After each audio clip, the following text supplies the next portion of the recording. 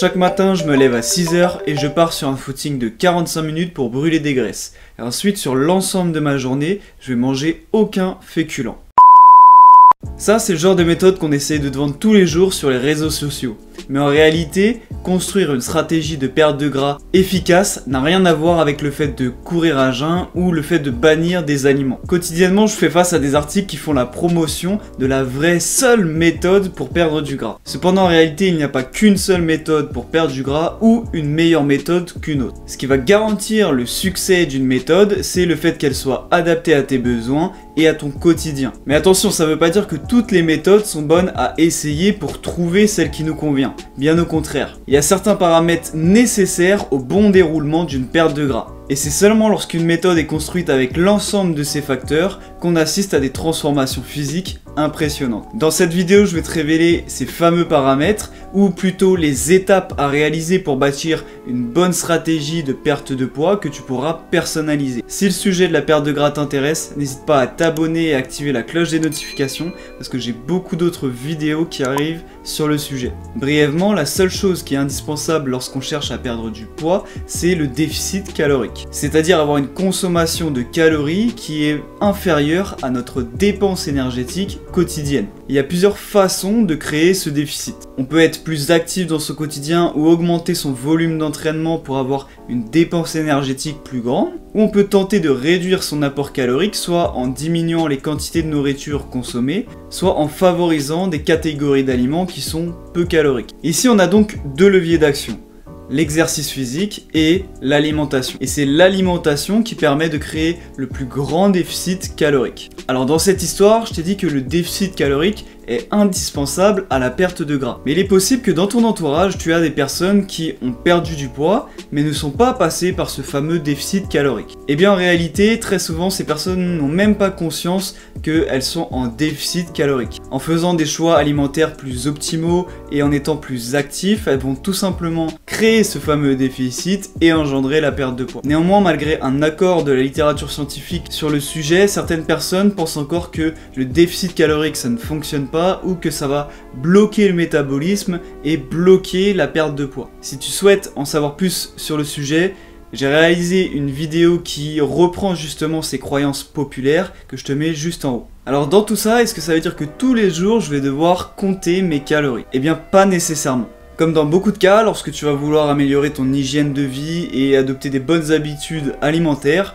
le déficit calorique va se créer naturellement et puis la perte de poids va se faire assez facilement au début. Cependant, il arrive toujours un moment où le poids va stagner, où on va se retrouver un petit peu bloqué et c'est à ce moment-là, ce genre de période, que compter ses calories devient pertinent. Un point très important, c'est que tu as le droit de faire des pauses lorsque tu cherches à perdre du poids. Une erreur qui est souvent commise, c'est de vouloir rester à tout prix en déficit calorique jusqu'à ce qu'on ait atteint l'objectif final. Alors ça peut convenir si tu as peu de poids à perdre, mais si tu souhaites perdre 10, 20 ou 30 kilos, ça va être très dur mentalement. Ce que je te recommande, c'est de te fixer des objectifs intermédiaires et à chaque nouveau palier que tu as atteint, tu peux faire une petite pause pour tout simplement pouvoir tenir sur le long terme. Et quand je dis pause, ça peut être un jour, une semaine, voire quelques semaines en fonction de tes besoins. Ça va aussi dépendre de la taille de ton déficit calorique. Si tu as beaucoup de poids à perdre, tu vas sûrement vouloir faire un gros déficit calorique et du coup ça va être difficile à tenir même si tu vas perdre rapidement. Et du coup, à quoi ça va correspondre ces fameuses pauses? Eh bien ça peut consister tout simplement en un repas où on se fait plaisir, ou par exemple on va manger au restaurant.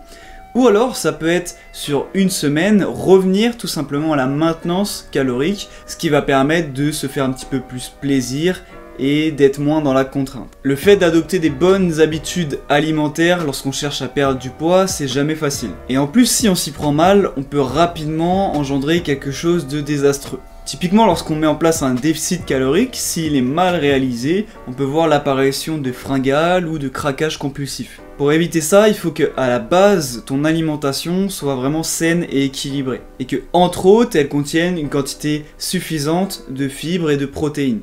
Et justement, c'est la seconde étape dans le fait d'établir une bonne stratégie de perte de poids, c'est l'optimisation du volume alimentaire. Manger moins de calories, ça veut pas forcément dire manger moins de quantité de nourriture. Cependant, si tu veux avoir des assiettes qui sont garnies mais qui contiennent peu de calories, il va falloir mettre en place de bons choix alimentaires. Si tu as l'habitude de manger des pâtes et des œufs au déjeuner par exemple, tu pourrais tout simplement réduire la quantité de pâtes et ainsi créer ton déficit. Le problème c'est que ça va être très certainement quelque chose de frustrant. Et pour ceux qui vont appliquer un gros déficit calorique, tu ne peux pas te retrouver un moment avec seulement 40 ou 50 grammes de pâtes dans l'assiette. Alors pour éviter ça, il va falloir optimiser le volume alimentaire. En quoi ça consiste? Eh bien il va tout simplement falloir choisir des catégories d'aliments qui ont une faible teneur en calories et qui sont volumineux. Les crudités des légumes sont un superbe exemple, une superbe option pour pouvoir augmenter le volume de son assiette sans pour autant augmenter la teneur calorique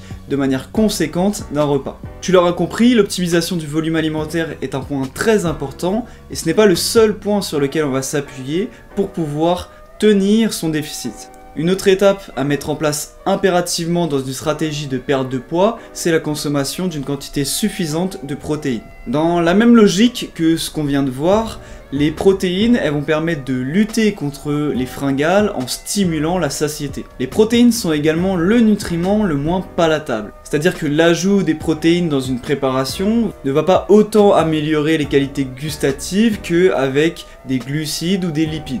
Enfin, lorsque l'on ajoute des protéines dans une préparation culinaire, on va avoir une texture qui va être beaucoup plus consistante.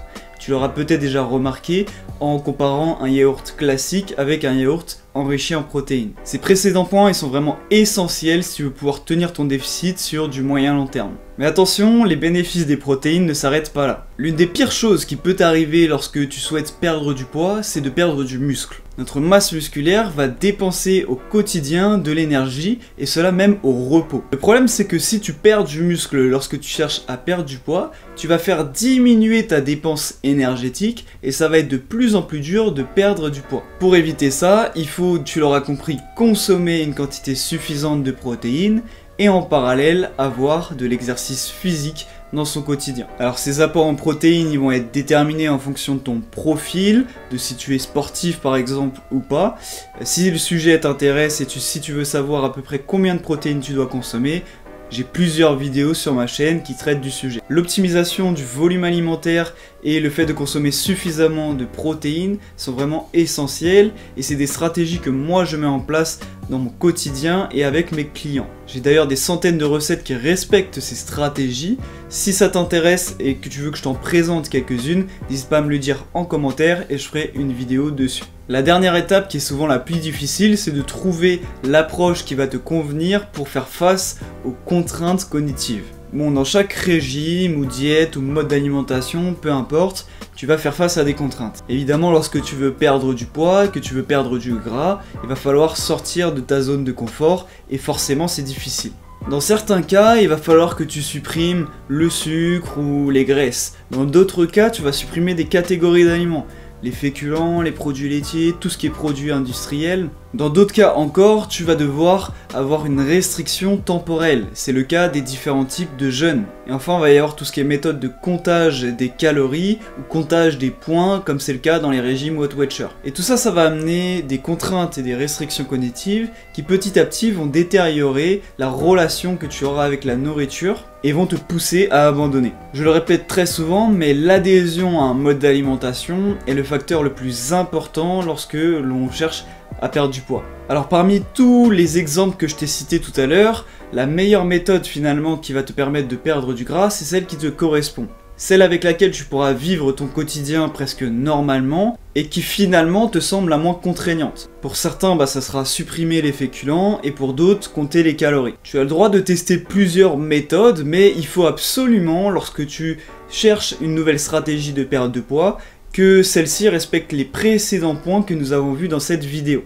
Et justement, si tu souhaites perdre du poids et essayer de trouver la méthode qui te convient, moi je peux t'aider là-dedans avec mon accompagnement nutritionnel. Donc si ça t'intéresse, rien de plus simple, tu peux prendre un premier rendez-vous qui est gratuit en cliquant sur le premier lien qui est en description. Et ensuite on va définir ensemble ce qui est le plus optimal pour toi. Voilà, j'espère que cette vidéo t'a plu. Si c'est le cas, on n'hésite pas à lâcher un like et puis à s'abonner. On se retrouve dimanche prochain à 18 h pour une nouvelle vidéo. Et je vous dis peace. While you and me repeat this bittersweet heat.